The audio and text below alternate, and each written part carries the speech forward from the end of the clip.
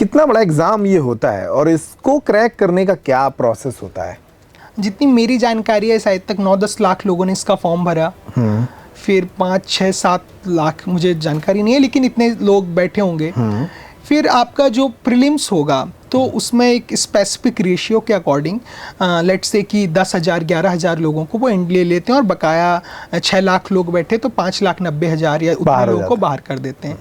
अब प्रीलिम्स मतलब पहला जो प्रश्न पत्र होता है वो जी। और ये उसमें किस तरीके से क्या पूछा जाता है? जी, तो बेसिकली प्रीलिम्स में एक ही दिन में आपके 2 एग्जाम होंगे और इसमें एक जनरल स्टडीज का पेपर होता है 2 और दूसरा पेपर होता है सी सेट का। उसमें आपका एप्टीट्यूड, मैथ्स, रीजनिंग का होता है, वो सिर्फ क्वालिफाइंग होता है।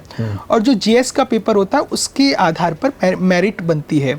जीएस में जो प्रश्न होते हैं वो कुछ भी पूछ सकते हैं, डिसाइड वो नहीं रहता, लेकिन जो एक सब्जेक्ट रहता है कि एनवायरनमेंट हो गया, इकोनॉमी हो गया, पॉलिटी हो गया, ज्योग्राफी हो गया, साइंस एंड टेक हो गया और करंट अफेयर हो गया, और इवन रिसेंट में स्पोर्ट्स के भी कुछ क्वेश्चन है। तो एक ब्रॉड आइडिया रहता है कि आपको इन सब्जेक्ट से क्वेश्चन आएंगे और फिर आप उनकी स्टैंडर्ड बुक्स ले सकते हैं और फिर आप प्रिपेयर कर सकते हैं।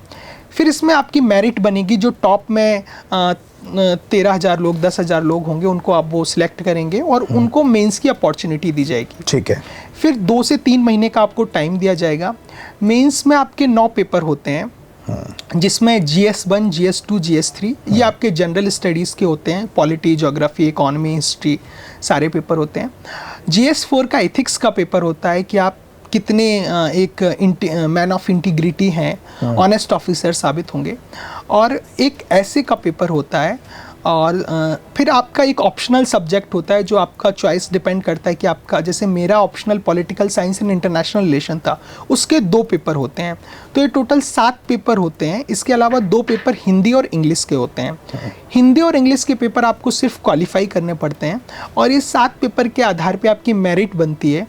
मेरिट में जो 13,000 या 11,000 लोगों का प्रीलिम्स के बाद सिलेक्ट हुआ तो एक फिक्स रेशियो के अकॉर्डिंग आपका इंटरव्यू के लिए कि 2,500, 2,200, 2,000 लोगों को आपको इंटरव्यू के लिए बुलाया जाएगा।